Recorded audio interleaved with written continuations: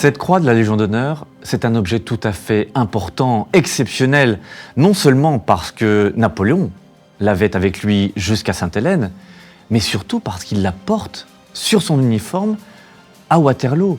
Cette bataille hors du commun.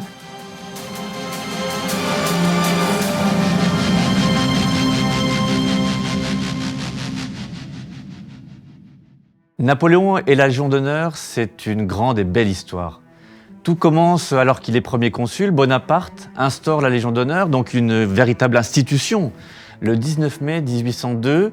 Et dans son esprit, c'est de mettre en place la méritocratie. Cette Légion d'honneur, elle a une histoire aussi tout à fait exceptionnelle, non seulement par sa provenance, mais aussi l'histoire des répartitions.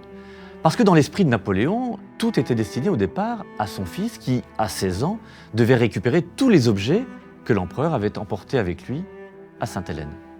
Malheureusement, ni Metternich, ni l'entourage du jeune prince n'accepteront parce que, forcément, si on accepte un héritage de Napoléon, c'est qu'on reconnaît son titre d'empereur.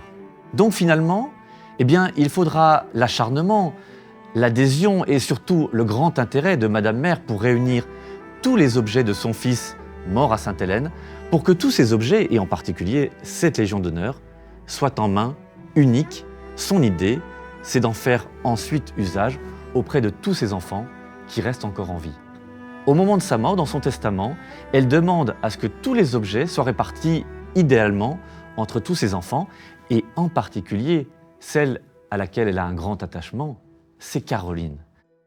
Et donc c'est elle, Caroline, qui va récupérer cette Légion d'honneur tout à fait intéressante et très émouvante parce que c'est quasiment le dernier objet qu'a porté son frère Napoléon à Sainte-Hélène.